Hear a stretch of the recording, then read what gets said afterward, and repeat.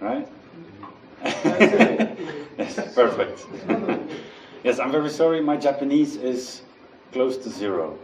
No, it is 0, actually. It is absolutely nothing. So, that is one stress point I have currently, but another one too.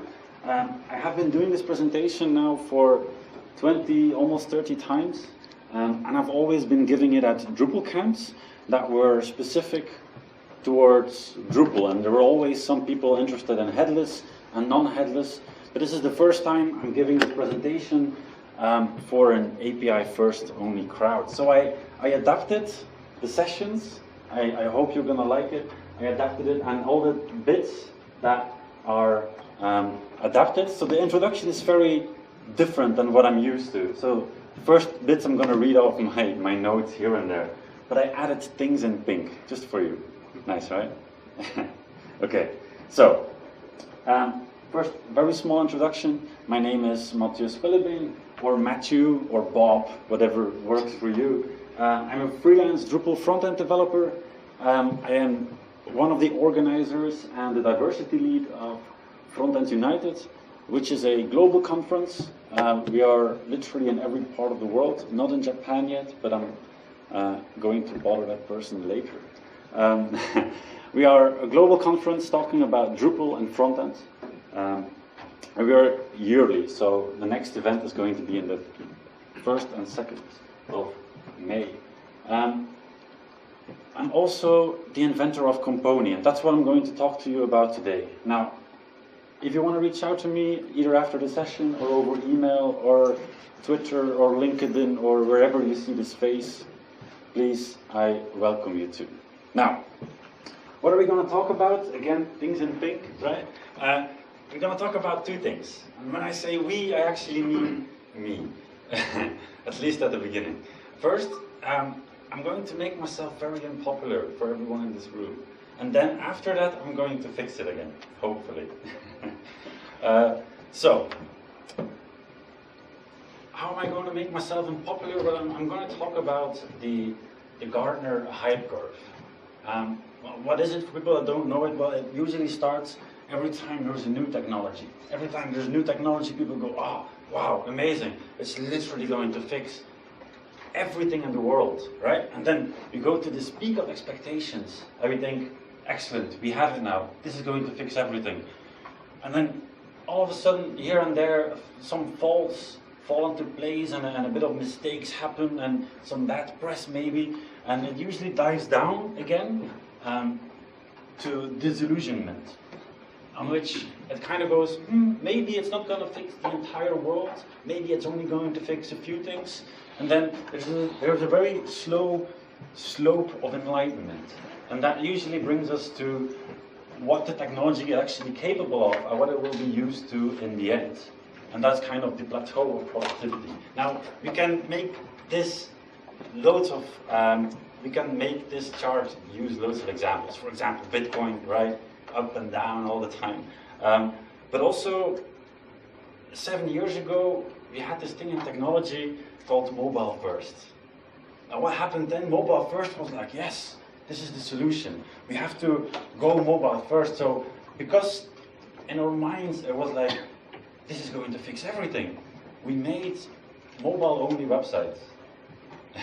This was 7 years ago that term got coined, and we made mobile-only websites. And then it took maybe 1, maybe 2 years before we realized that maybe it's mobile first didn't mean mobile only, right?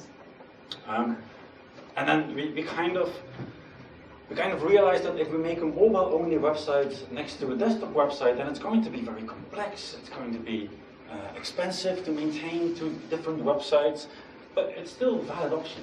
It's still a valid option for example, Facebook still uses a mobile-only website. Well, they have the funds to do it, I guess.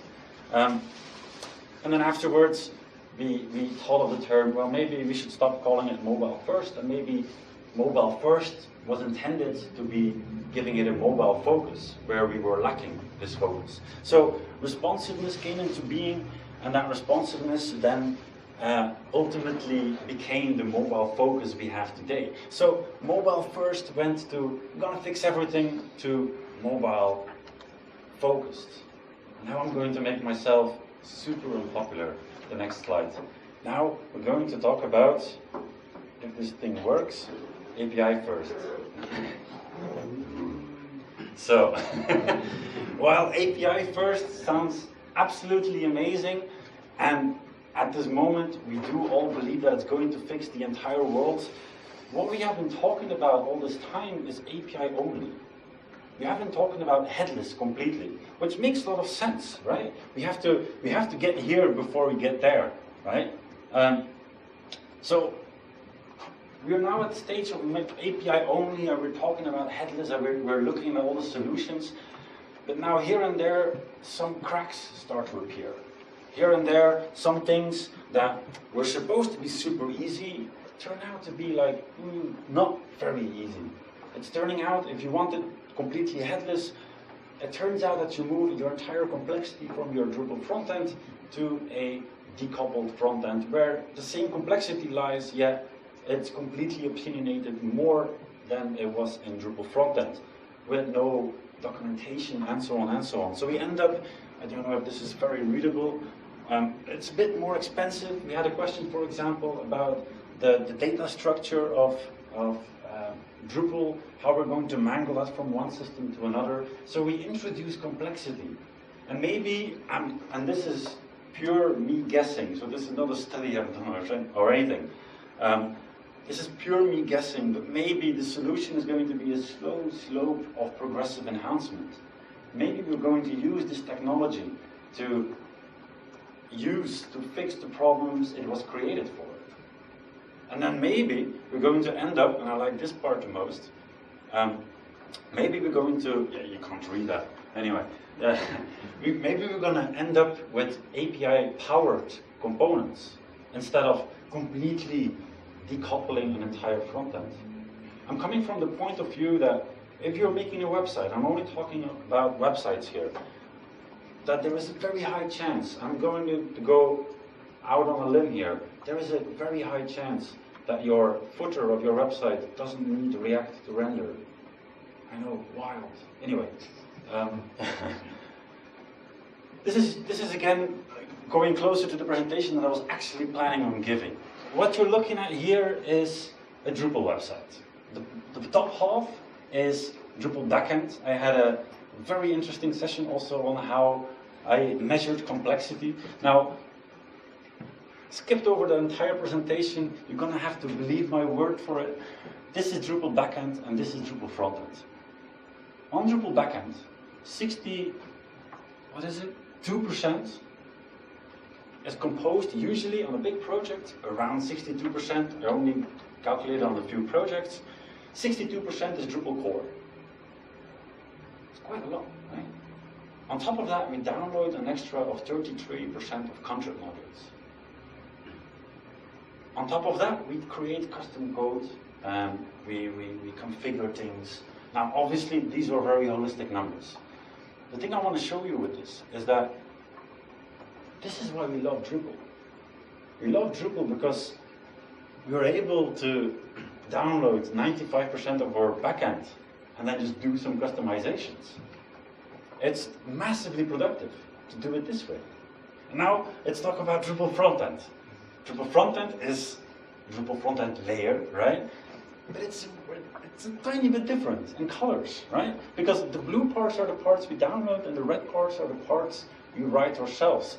And now on the front end, we usually end up with a non-decoupled part that 4% is coming from Drupal core, 96% is custom code.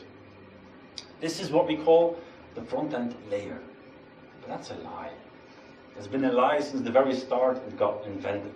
It's not a front-end layer. Every person working on this makes it a front-end blob. We know this. In the back of our minds, we know this. We love Drupal for its open source collaboration and any conversation, but the collaboration seems to stop as soon as we start talking about the front end. Then all of a sudden, no, it's impossible. Because it's impossible, for example, it's possible for a contrib module to take out a little part, and put it back in and enable different modules. But it's impossible to do it in the front end. At least in Drupal Frontend, in any project I've ever worked in. Now, decoupling. Again, pink part, we're decoupling the entire front end, right? We're decoupling the entire front end, but why do we do that? We do that because somewhere in this blob that we've written, we need some interactive pieces. We need some interactive content. We need some interactivity, reactivity, or whatever you want to call it. Whatever JavaScript framework is going to fix for us, it's because we have a need for it in here. But what if I told you there was a different way? What if I told you you don't need completely to decouple your entire front end in order to fix that reactivity, in order to enable you to write that reactivity for your Drupal front end? Then it would look like this. Like, that's the reason, right? On the front end, we usually have a little part that is interactive. I forgot the slide existed. Anyway, moving on. But what if we don't assume that it's going to be a block? What if we compose a Drupal front end by seeing it as a collection of components? And nothing more than that. Merely a collection of components. If it's a collection of components, then there are only going to be a few components that need that reactivity, right? Footer, menu, reactive component, like for example the shopping cart, like Mathieu talked about. But then we have the option of only decoupling the reactive components that are in there. And we're going to talk about how I'm going to make this possible. But I want to highlight that decoupling the parts that need decoupling fixes all other problems. We still have contextual links wherever we want. We still have documentation on 96% of our code base. And whenever we develop on a project using a framework that we're not sure of, for example, React, for example, Vue.js, for example, Angular, well, whenever that framework becomes the new modern Angular 1, because we don't know how it's going to evolve, then we can just swap out that reactivity for those one components. We have to refactor only those components. Now, what is the next slide? This is the next slide. Yes. If we have this setup, if we have the setup that this is an actual layer, a layer on which we combine things together, and this is also a layer where we combine front-end components together, then in the projects I worked with now over the last 2 years, I was able to reuse 1/3 of my components I created just for this project. I didn't think like, oh, I'm going to split up my entire project into components. No, I was figuring I'm only going to work with components. And by default, in every project, 1 out of 3 components was reusable. That's why I'm here. I would love to see, we created a community around Drupal backend. But what if we create a community around Drupal frontend components? That's my dream. I hope no, maybe go here and then here. Yes, this is my dream. I want to have independent, reusable, teamed, functional, cutting-edge Drupal frontend components that you can also decouple if you really want to. That's my dream. And I think the amount of possibilities would be amazing, because I kind of skipped over that one. If we have a 95% predictability of what will come out of Drupal, how come we can't predict what will come out of the front end? There is loads of playing ground we can do with it. Now, going very slow in this introduction because I've never given this one before. Now, how do we go from here to here? Oh, I'm hiding the first one. Okay. Anyway, how do we go to here? How many of you have worked inside Drupal frontend at any point of your lives? Good, more than enough. If you've written Sass or CSS or less, or however you write your CSS, you always write it component-based, right? You never go HTML and then body, div. No, you always write it on a certain class. You write it component-based, right? But all the Sass we write, we compile it into one big file. one big file, which is part of why it was a blob. We write all of our JavaScript component-based, yet as soon as we try to deliver it to the browser, we compile all of our JavaScript. We compile all of our JavaScript into one big file, and then we ship it on every single page. On Drupal, we have the libraries API, which is crazy if you think about it. The libraries API is the single most powerful front-end tool ever to be designed in any CMS. The libraries API enables Drupal to know in which context to load which assets. Crazy stuff. Yet how many libraries have you written on your Drupal team? How many libraries do you have? I'm going to have a guess. One. And you named it global, right? Because you have that little blob. You know, we have that big blob. But what if we keep them as components? That's what this presentation is about. If we keep all of them as components, if we get over our personal need of compilation, we're going to keep those components. We're going to be able to reuse those components wherever we want to. That's what this presentation is about. And ultimately, when we keep them as a collection of components, we can decouple the parts that we need to. Now, that's the dream. How does that look like? Well, I think I skipped over one. There we go. Okay. Whew. Complex introduction. It gets better. Don't worry. Don't run away. So the dream is that we want to have independent, reusable Drupal front-end components that you can also decouple, right? And how are we going to do that? We're going to do that in 3 steps. The very first one is I'm going to show you a new team structure. It's very close to what you already know in Drupal 8 teaming, but it's going to be a team that accommodates us in thinking in a non-blob way. That's all. And once I'm able to show you that new team structure, I'm also going to show you a tooling workflow on top of it that you can use to keep your components compiled. So I'm going to show you a new team structure that's going to be giving you the possibility. It's an open source team structure, you can download it. It's going to give you the possibility of only working in components. And then I'm going to make you work really fast. It's pretty cool. And if my first 2 assumptions are correct, that you're going to be able to make a lot of components really fast, then it would be selfish to not share them, right? Because that's why we're here. We're in an open source community. So the idea is that we also created the platform to share all the front-end components that we collectively made. Now, the dream is already a reality. I stopped working for a year and I kind of worked on this, tunnel vision and all. So the idea is that it's already live. The platform is called component.io, and from the platform you can download a new team structure and a tooling workflow embedded into it.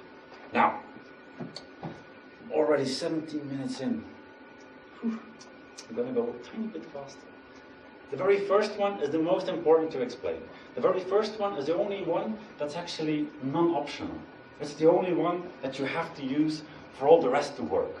So what that means is that this is the required one. These ones are optional layers on top. Now, everything is open source. Everything is free to use. So how did we do the new team structure? Well, if you go to component.io, you download the team, it's going to look like this. We have 2 folders, 3 files. You already know these files. If you've opened up a Drupal 8 team, you know these files. The only relevant bit is this folder. This folder you can ignore. It's a helper folder. Components folder. Why is it relevant? Because it means that every code you write, every line of CSS, HTML, JavaScript, Sass, YAML or PHP is going to have to belong to a component. It's a different way of thinking. We've always been used to writing it in a blob way. For now, every time you write something, it has to belong to a component. If you really want to have everything in your global component, fine, write everything in your global component. We have been doing this from the very start anyway. Now, in this example, we have 3 components. It's going to be empty when you download it.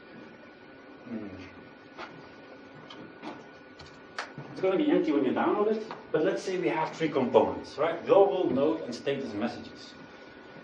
If you open up status messages, this is where it really, really shines, at least for me. We have 2 levels. We have one dist level, and we have one root level.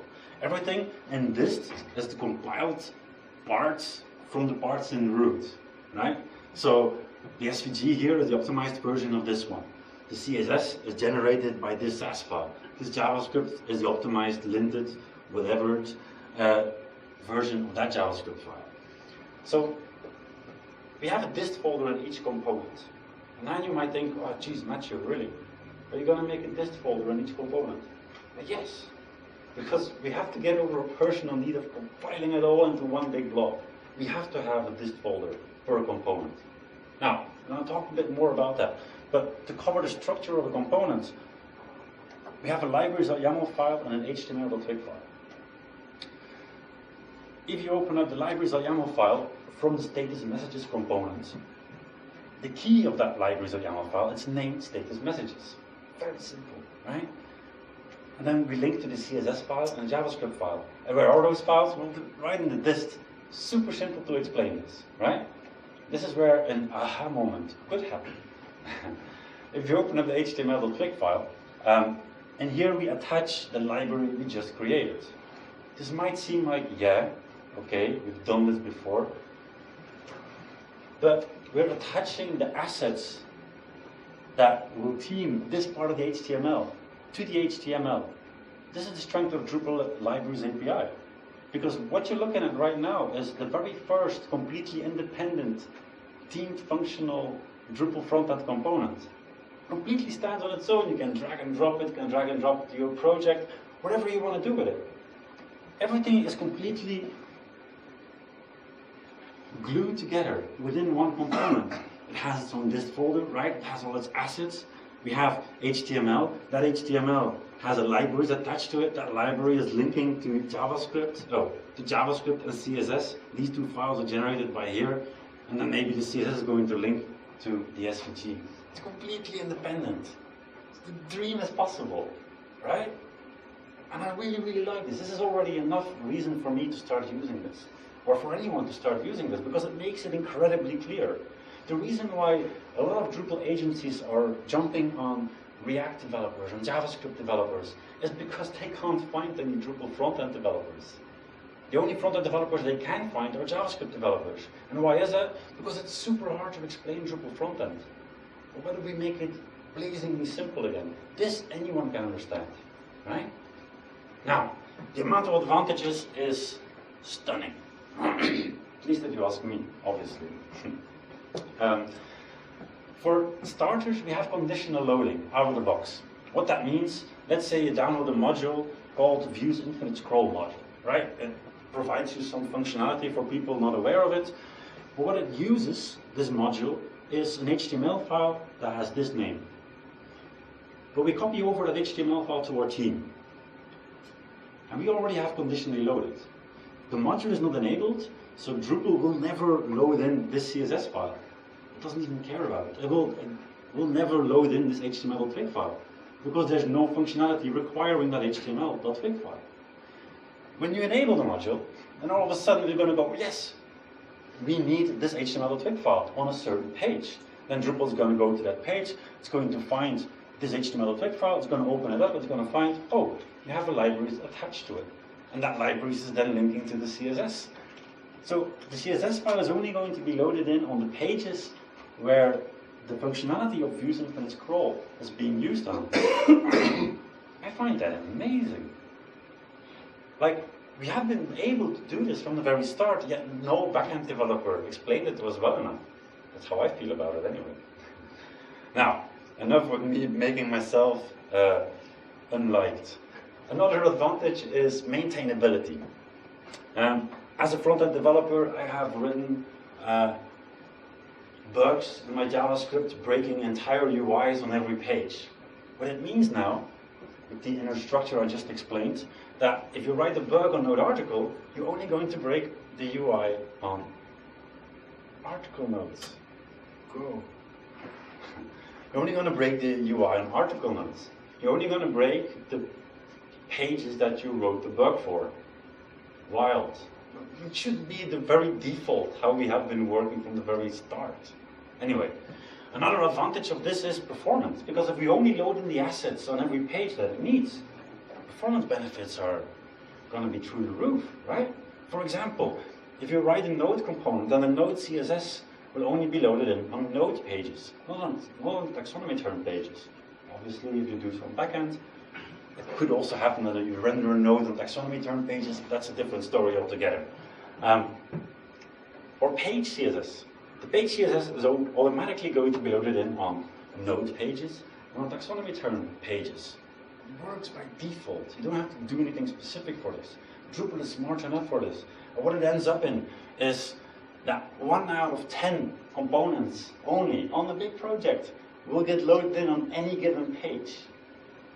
So if we're talking about performance benefits, I'm not telling you that I'm going to be able to optimize 10% of your assets. I'm telling you I'm not even going to think about 90% of your assets. You're only going to load in the actual CSS and JavaScript that you need on any single page. Which for me is mind-blowing.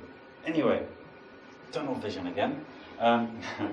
Flexibility, another cool advantage. If you now think, I'm not going to make everything into components, Mathieu, fine. Create a global component and put everything in there. Put all the CSS, all the JavaScript you have, put it all in the global component. We have been doing our teaming like this anyway, like this. And once you're ready, once you want to give it a try, abstract maybe a CSS-only component. Maybe only 4 lines of CSS. Create a libraries.yaml file for it, and you have your very first abstracted component. You only need to abstract when you want to. And maybe when that's done, maybe you want to create an HTML-only component, where you link that CSS-only component and also a component of this, or maybe another CSS-only component. We have loads of flexibility. Maybe a JavaScript-only component, maybe a JavaScript and HTML-only component, maybe an HTML and CSS-only component, maybe an everything component. Whatever you think of, as long as you stay close to the fundamentals of the web, Drupal is going to be able to accommodate you. Now, the new team structure enables us to do loads more. For starters, all the front-end components that we write that we're proud of should ideally outlive the project that we built them for. That's how Drupal backend got so big. That's how contract modules got evolved so massively. We never have to start over again. We can copy the components over from the project that we worked on last, for example. It also makes our front-end readable to non-Drupal people. And this is in there because I'm also not against decoupling. I'm not against React, I'm not against Vue.js, I'm not against Svelte. I'm against the assumption that a front-end developer takes the decision on a very expensive project to choose which framework it's going to render the entire front-end on.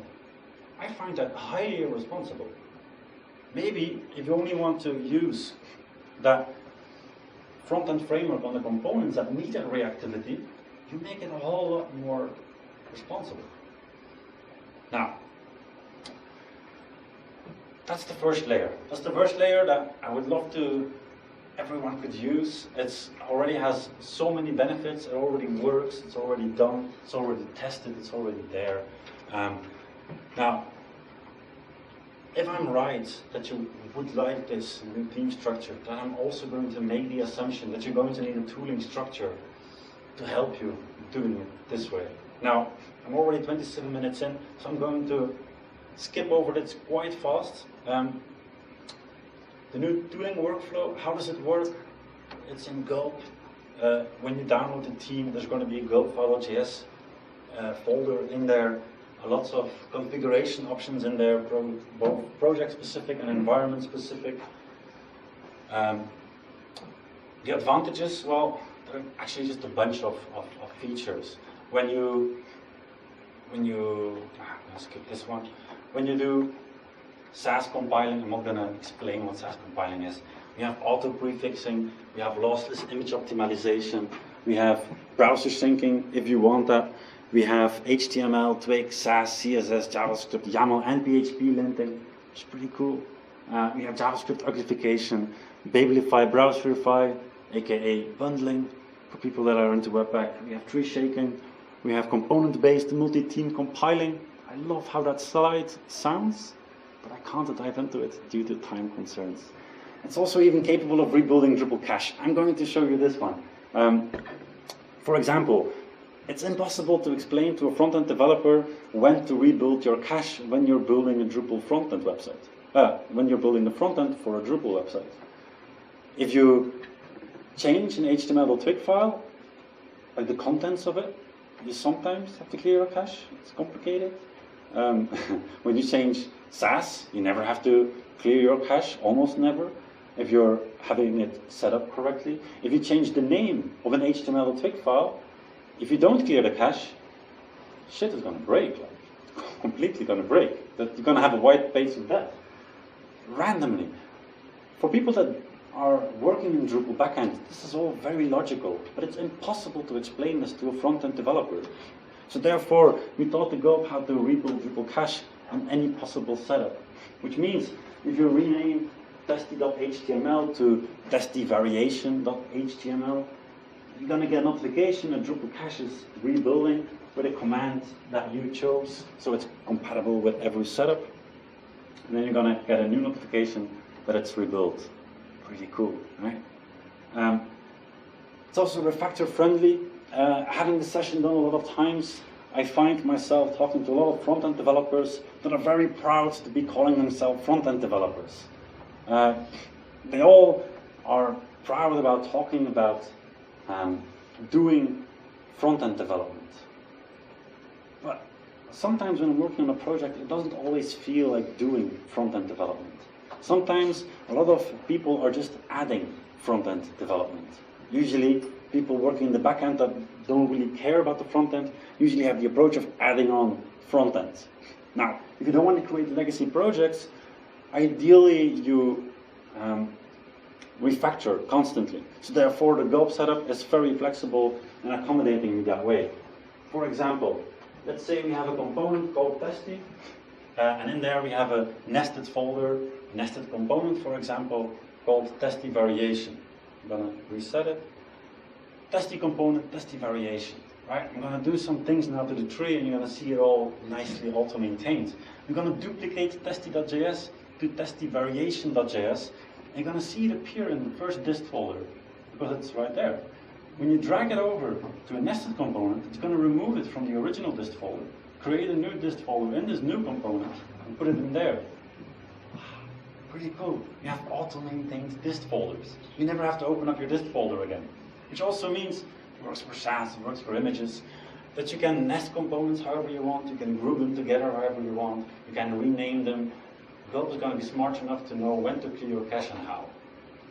Which I find an amazing advantage. And we have loads more. You have a browser syncing Sass globbing source mapping Gulp setup that's also capable of cross-component variables and mixins. It auto cleans up your empty directories, which with Git could happen. And the best feature of them all, if you didn't like any of the features I just showed you, every feature is optional. You can literally just say every feature disable and you're not going to have anything. Which is pretty cool, right? Because as front-end developers, we rather give up our job than to give up our own opinion. We're super opinionated.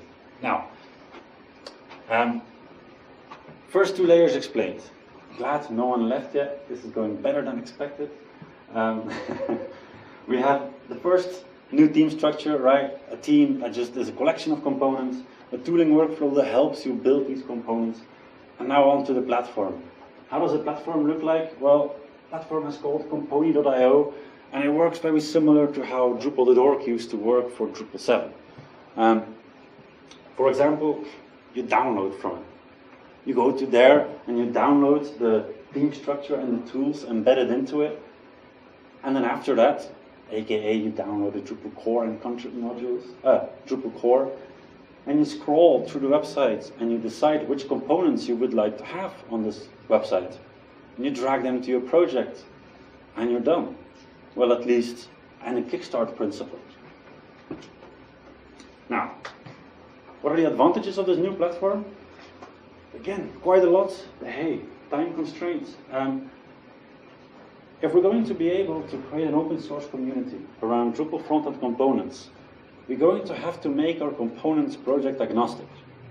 Now, what does that mean? For example, if you look at the views module, let's say it isn't in core, then inside views module, there's nothing in there that says, or on a page or whatever, welcome to Acquia. It doesn't happen. We strip away the project-agnostic, we strip away the project-specific stuff, right? We strip away anything that can be identifiable for clients or whatever, so we make it workable for every project. Now, how does that work for Drupal Frontend? Well, we figured that we have to make them project-agnostic by stripping away every project-specific content from HTML, but also color, fonts, and variables from Sass. Now you might think, oh, Mathieu, you're going to have black and white components. Well, yeah, that's the whole point of it. My purple component is never going to work in your green website, is it? Well, it would, but... so we have to make it project agnostic. And we're going to end up with a black and white sketchbook, completely functional, completely responsive. But a very good start to get started with, right? Now, all of those components have to be project agnostic because we want to share components between each other. If we share those components, we have to share also a bit of extra information on them. For example, every time you create a component on the platform, you're going to have a detail page looking like this. It's going to have a machine name. Hold on. You're going to have a machine name. Is it readable even? A bit tiny. Machine name, it's built upon Drupal core, for example. It's secured by component, which is a whole other story. The building blocks are HTML and CSS. Some stats, it's using Sass, it's responsive, it's accessible. We have an image to go with it. It's pretty cool, right? We have some starting points. Think of the project page on Drupal.org. Next, we also have... Now my mouse is in the middle of the screen. Great job, Mathieu. Great job. We can collaborate on components. How does that happen? Well, every time you create a component on the platform is automatically going to create a GitLab repository for each component. Really cool. Which means that for every component, we have the entire tool set that GitLab can offer us for Drupal Frontend components. We have, for example, we can inspect the files. We have a web IDE that you don't have to clone the exact component to make a little change. We have issue queues, hopefully not this big for a small component. And every other tool, like merge requests, which is also pretty cool. Now, where we start deviating from Drupal.org is here. And I really like this part. Again, use the views module. Think of views module as, what if I would download the views module, I would make a little change, and I would contribute it back to Drupal.org as a new module. That would be idiotic, right? In Drupal.org, or in module ecosystem, we have the assumption, we have the motivation, that we have to generalize all the opinions of the people that want to use that module.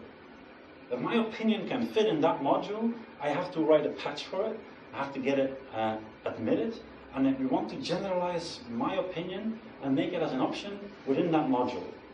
Now back to components. I already told you that Drupal frontend developers, or any frontend developer, is highly, highly opinionated.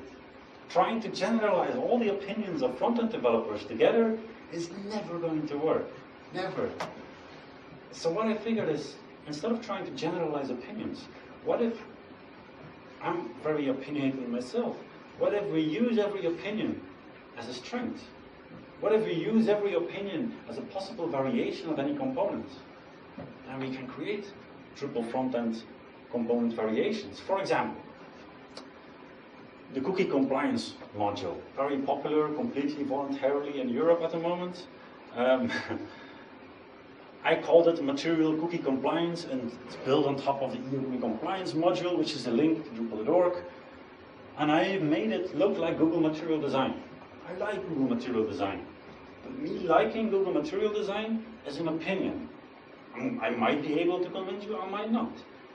But if I'm not, then I welcome you to fork it and make a variation of it.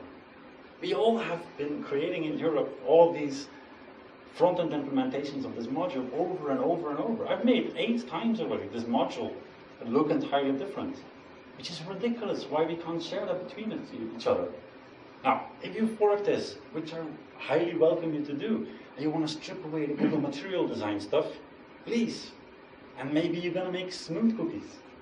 For all I care, name it smooth cookies, use Microsoft Inclusive Design, for example, and make a variation on top of the exact same module. Which is pretty wild. You have one module that could now look like two different opinions. And because both of those opinions are completely drag and droppable in your project, what it ends up is like this. We're going to have a system where we can download Drupal functionality and then choose, like for example here, assuming that we don't know what Composer is, and then we can choose which variation we would like that functionality to look like. Right? I really like this. Now, this is the only thing that's still in development. It's a browser extension at the moment. I'm having course issues. Frontend development, I'm gonna say. We also have component collections. For example, ideally, there's no dependencies between components. But now and then, you're going to have dependencies. You're going to have dependencies from one JavaScript component to another. We're not going to reinvent the black hole we call NPM. We're going to make every component completely independent. Sometimes components are going to belong together. They're from the same author, they use some same principles, so therefore we invented component collections. What are those? Well, collection of components, where you collect the components that you would like to download in one go. And it looks like that. Yeah, very simple. Now, after my session, I usually get a lot of questions. Oh, Mathieu, are you using Vue.js already? Is the entire thing already built with Post-CSS? Are you thinking about remaking it entirely with Webpack? Is it already supporting less? Whatever question you have, the answer is yes. But the yes is stuck inside your head at the moment. And because it's open source, I would love to know what you come up with. Because everything is a community-based principle. Now, this is nearing to the end of my presentation, which is right on time. This makes me, I think it's right on time, or am I completely off? No. This makes me a proud Drupal Frontend developer again. For example, because we can collaborate on our tool sets, it means that as a front-end developer, I can collaborate with other front-end developers from a different agency. We break down the silos on Drupal agencies and their front-end tooling, and we can all collaborate. For example, for those of you that are still working in Drupal Frontend, what is the last Node version that you're using? Who knows? Usually it's pretty embarrassing. I don't know half the time. When is the last time you updated your NPM packages? Successfully. When is the last time you had to run DressCR manually? It's a bit ridiculous to see how Drupal frontend developers were forced to work for a very long time. Because we were all building this within our own silo, we weren't collaborating. Because we thought all of our opinions will never be able to be satisfied with one solution. Now, the platform offers lots more. It offers, oh, no, go down. It offers component naming and nesting conventions, Twig and hook extending conventions, documentations on the 4 PHP functions I believe a Drupal frontend developer should know or could know. And we also have version control on components, which is an entire hour session too, so please do ask me about that afterwards. Now, let's put it all together, right? You see what's happening here, right? The same 3 colors, same 3 layers, putting it together, 3 words. All right. It's going to be a video. It's quite fast. I'm going to run you through it, but there is a green background in the video, so there is a browser. It looks like this. There is a green background, which means it's your local environment. And then we have a white background, which means it's the platform. Now, this is the default of Classy. This is how a default registration page or login page looks like. Which is pretty, I'm going to reset it again, which is pretty terrible if you ask me. Like, you can't ship a page that looks like that if you just base it on classy. It's supposed to look shitty by design, don't get me wrong. Drupal offers us a flexibility on which we can make it into anything we want. Yeah, this is what we end up with. It doesn't look good, right? Now, if we inspect this page, clean Drupal install, classy, we inspect this, then we can see that it comes from status messages. So the component is called status messages. But what if that component already exists on the platform? What if some developer already made this? Which obviously happened already because I made this video, I knew this was going to happen. So what if you download the component from the platform? You unzip it and you drag that component over to the components folder of your local Drupal team. Then Drupal, the gulp is going to figure, oh, you just dragged over a new component. I'm going to clear the cache for you. You're going to wait until it's now rebuilt. You refresh this page. So we just dragged in the Drupal set message component. No, the status messages component. And it works. It's pretty cool, right? Thank you. And it gets better for those of you that are not clapping yet. It gets better. We have, for example, menu local items. This part. Every Drupal teamer has themed this part, right? If we inspect this, then we can see menu local task, menu local task. It's coming from menu local tasks. You go again to the platform and you find out if that component already exists, if someone already contributed this.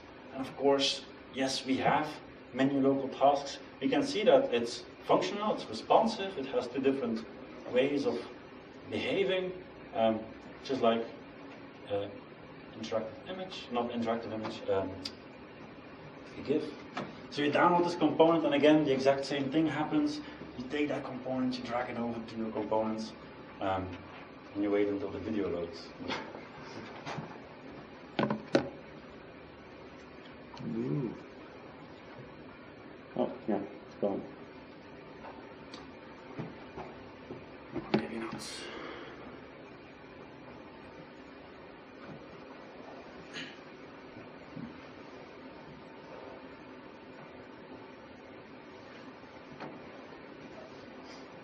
I have it offline too.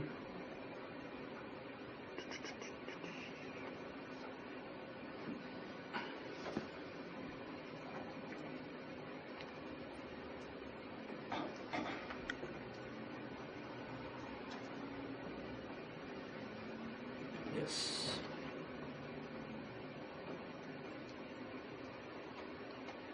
You don't have to. Very lucky. Just there.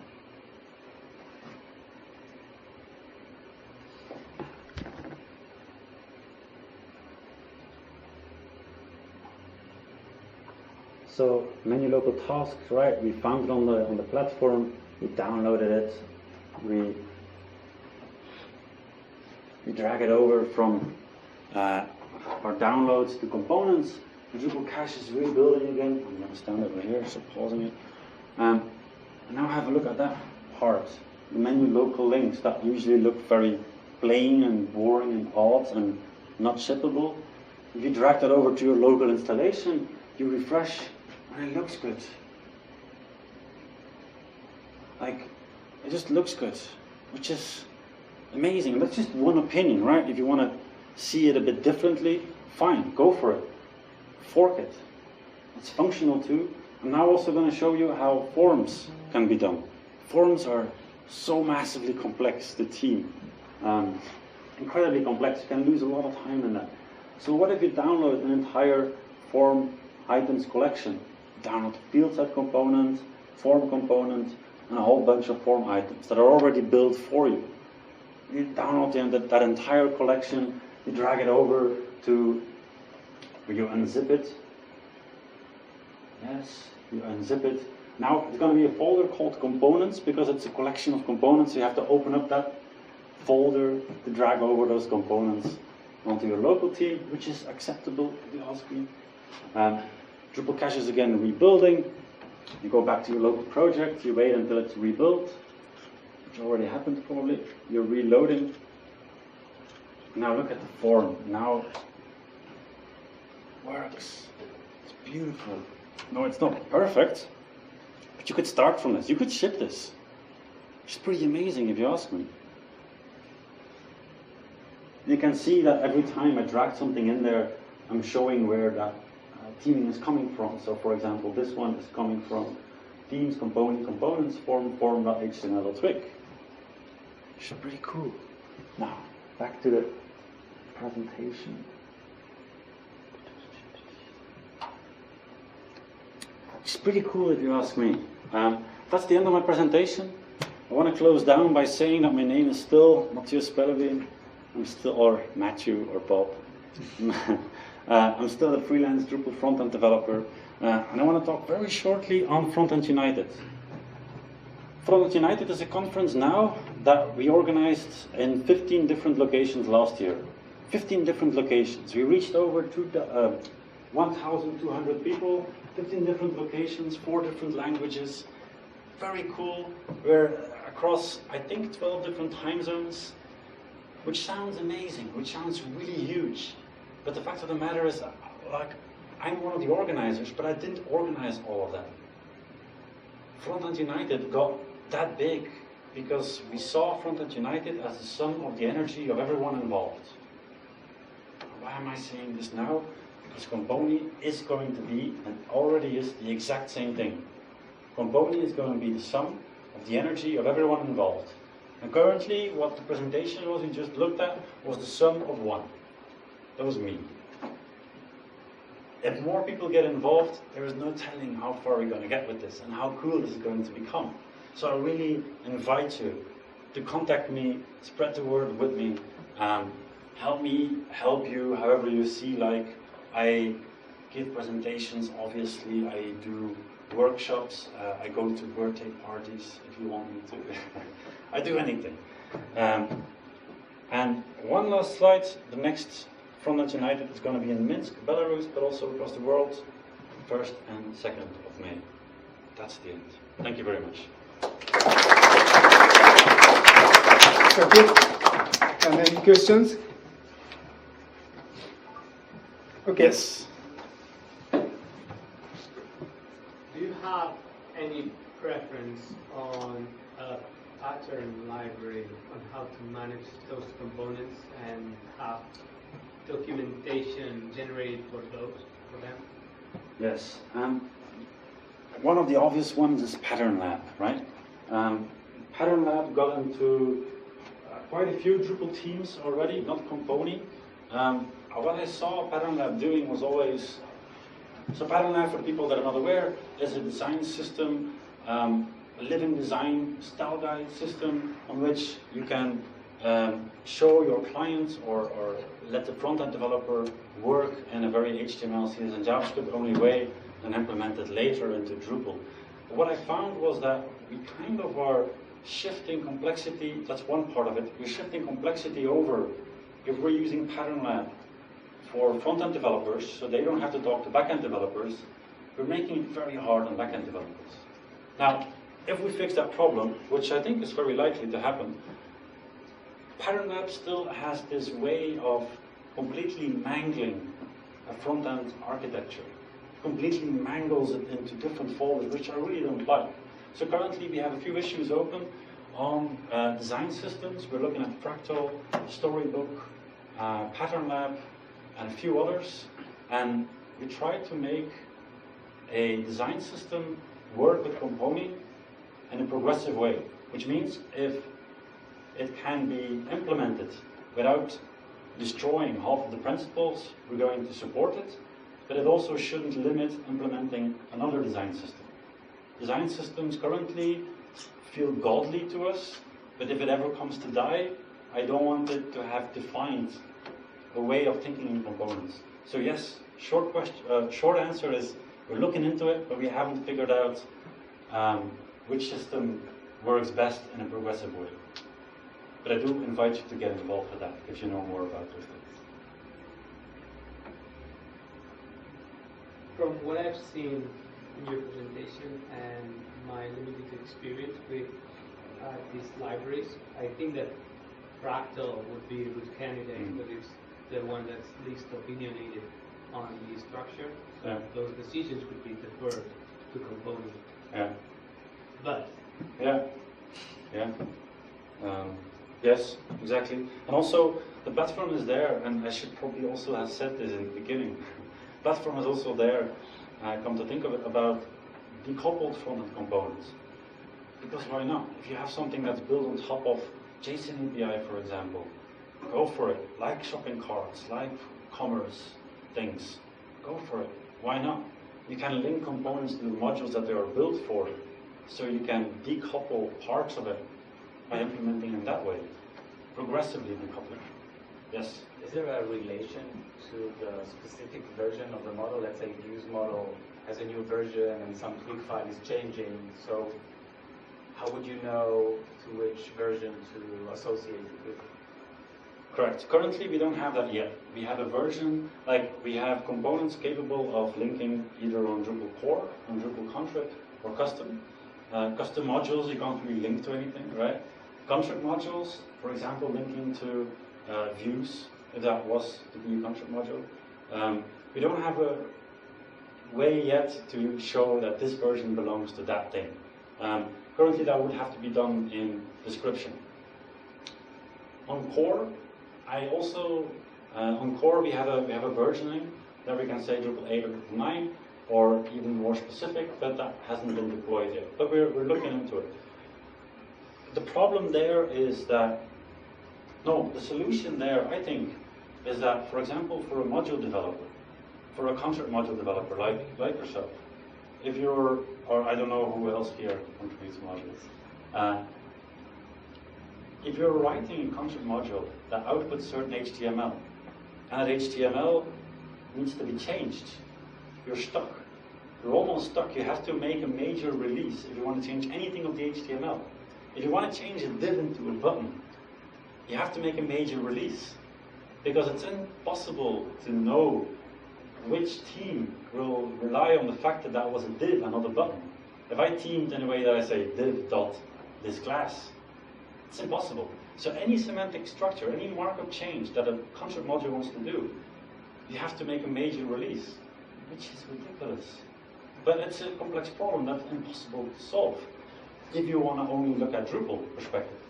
With component, it is very possible.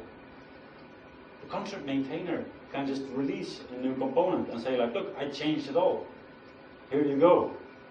It's just a new opinion. I really believe that clickable div should be a button. Well, it shouldn't really be an opinion, but in that sense, we also fixed the staleness some modules are in, that they currently have to keep updating major releases and are kind of demotivated to do so. So, in terms of version control, I see it more evolving, instead of Componi trying to keep up with all the versionings of Drupal, which will be the case in the beginning. I see it evolve that Componi will become the default, hopefully, for anything that outputs markup. So the default is going to be variables, for example, going from Drupal modules, and Componi is going to be able to team that in a semantic way. Do you see it maybe part of the model itself? Could be. But it's a complex situation, right? Because currently the only solutions and tools and ways of contributing code is on Drupal.org. And Drupal.org helps us in contract modules. But contract modules are backends. Like, I've worked in a lot of projects where if I have to write JavaScript and I write whatever version of JavaScript and it's however fancy I want it to be, it's linted, it's enhanced, it's uglified, it's browserified, it's all of these things. And then modules also come along and just write JavaScript and go, yeah, I tested it on my device and it works. Don't touch it. Which is also a limitation, I guess. Because we now currently allow lots of front-end to happen in back-end modules, but we don't really have a system on how we can accommodate that. So I see it merging together. Like, only last month I changed the not the versioning, the licensing. So it aligns with Drupal, and now I'm looking at how it can nicely collaborate between Drupal modules and where that separation of concerns should lie. Currently, that's like 2 years down the line. So yes, currently it will be in modules. It's a very long answer I'm giving. Do I have? It's okay? Do we have time for another? Yeah, it's okay. Next my presentation and that. It's okay.